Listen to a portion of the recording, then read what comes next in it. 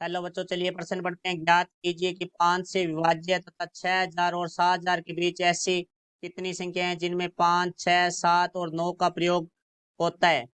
तो मुख्य अवधारणा, तो हमारा जो प्रश्न है वो क्रमचय से संबंधित है। तो देखो, क्रमचय के अंदर हमारे पास है एन पी आर बराबर होता है एन में से आर अक्षरों को लेकर बनने वाले शब्द है वो हमारे पास होते हैं फैक्टोरियल एन बटा में एन माइनस आर फैक्टोरियल, जहाँ एन फैक्टोरियल बराबर हमारा होता है एन गुणा एन माइनस एक गुणा एन माइनस दो।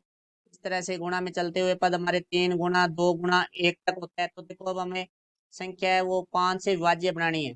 तो देखो, यहाँ से हमारे पास जो अंक प्रयोग में लेने हैं वो है 5, 6, 7 और 9। तो अब देखो, हमारे जो संख्या है वो होनी चाहिए 6000 व 7000 के बीच 5 से विभाज्य। तो अब देखो, हम इसको कुल जो हमारे सब संख्या होगी वो कितनी होगी, तो कुल संख्याएं। तो देखो, हमें जो संख्या 6000 से 7000 के बीच में है वो हमारी 7 अंकों की होगी। तो देखो, हमारी संख्या तो 5 से विभाज्य होगी, तो हमारा जो इकाई अंक है वो 0 या 5 होगा। तो यहाँ हमारे पास है 0, इसके अंदर नहीं है, हमारे पास सिर्फ और सिर्फ 5 है।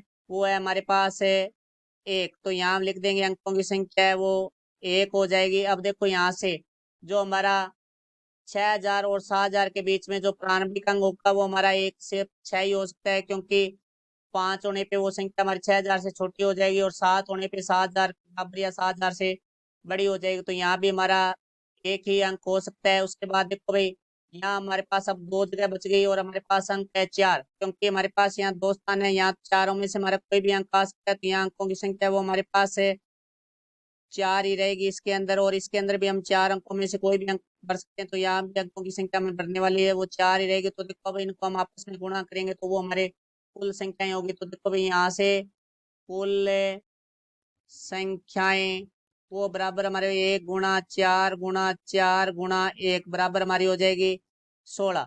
तो इसके अंदर देखो भाई, हमारे जो 6000 से 7000 के बीच में जो संख्याएं हैं वो हमारी 16 होगी। ये हमारे प्रश्न का उत्तर हुआ। आशा करता हूँ समझाया होगा। धन्यवाद।